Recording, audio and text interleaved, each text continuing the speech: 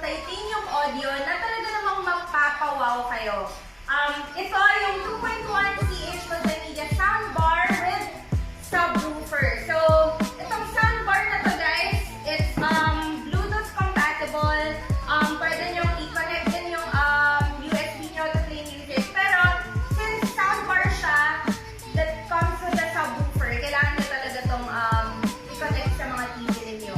So, since new normal na, hindi na tayo pwedeng pumunta sa mga malls para manood sa sinehan.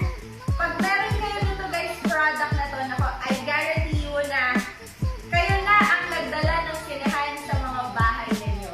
Ganun to ka-okay at ganun to ka-solid. Kaya, ngayon papakita ko sa inyo kung gano'n din siya kaganda in person. So, unbox natin para makita ninyo. Yan. So guys, yung subwoofer niya. Of course, remote and manual. Tapos, ito namang soundbar.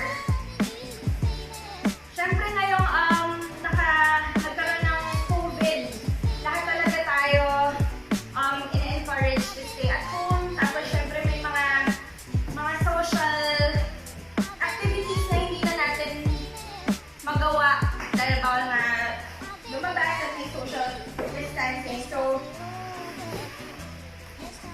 napaka-great buy nito kung meron kayo sa bahay. Kasi biruin nyo, pwede na kayo manood ng movies with your family and friends. Tapos, okay din siya pang karaoke pag nagsawa na kayo manood ng movies, diba?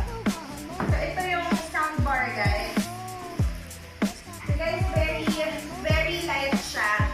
At saka, kung titignan nyo naman yung quality and yung physical appearance ng mga product na to, eh, hindi naman talaga nagpapakula when it comes to design and sa quality as well.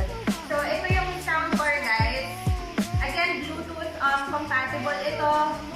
Pwede nyo i-connect yung